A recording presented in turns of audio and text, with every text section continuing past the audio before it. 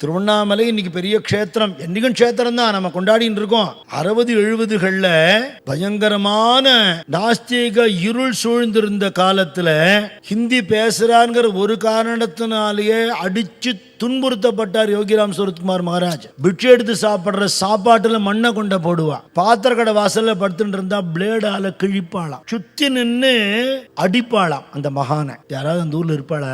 அவர் வடக்கேந்து இங்க வந்தவர் தான். வடக்க போனா நாமாஜி சொல்லுவார், யார் என்னன்னு கேள்வி கேட்காமலே ராம் ராம் ஹரி ஓம்னு சொன்ன உட்காந்து வச்சு ரொட்டி கொடுத்துருவா, வஸ்திரம் கொடுப்பா. இன்னைக்கும் இந்த மரியாதை இருக்கு. தமிழ்நாட்டில் அப்படி ஒரு காலத்து இருந்திருக்கு. இதுவும் அடியார்கள் அவதாரம் பண்ண பூமி தான். நம்ம போராத வேலை. சுவாமி ஞான என்ப வழியில சொல்றார், அஜ்ஞானம் எப்படி வந்ததுன்னா ஞானம் இல்லாதனால அஜ்ஞானம் வந்ததுங்கிற. அவ்வளவுதான் போச்சு. நம்மளோட பக்தியை, நம்ம ஞானத்தை நம்ம இழந்துட்டோம்.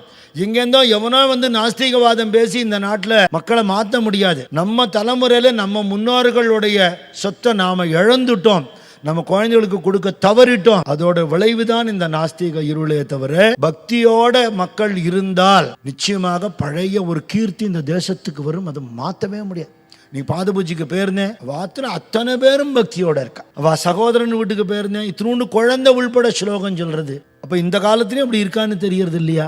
இது துரதிருஷ்டவசமா நம்மளுடைய சனாதன தர்மத்தை சேர்ந்தவா குடும்பங்கள்ல தான் விலகின நிறைய பேர் பார்க்கிறோம். தர்மத்திலேருந்து விலகினவாள இஸ்லாமிய அன்பர்கள்லாம் இத்தினோண்டு குழந்தைக்கு கூட அவளுடைய தர்மம் தெரியாம இருக்கப்படாதுன்னு பிடிவாதமா இருக்காளா இல்லையா? கிறிஸ்துவாள்ல அவளோட தர்மம் குழந்தைக்கு தெரியணுங்கிறத உறுதியா இருக்காளா இல்லையா? நம்ம குழந்தைகளுக்கு தெரியாத விட்டது குழந்தைகள் குத்தமா நம்ம குத்தமா? இப்படியெல்லாம் ஆனத்தினால இல்லைங்கிறவா கை ஓங்கி போற மாதிரி ஒரு காலம் வரலாமா? அத்தனை அடி உத வாங்கிட்டு அந்த மகான் திருவண்ணாமலையில் ஏன் இருந்தார்னா, இன்னைக்கு திருவண்ணாமலை ஒரு க்ஷேத்திரமா நமக்கு கிடைக்கிறதுக்காக அங்க இருந்தார். அவருக்கு ஒரு லாபமும் இல்லை.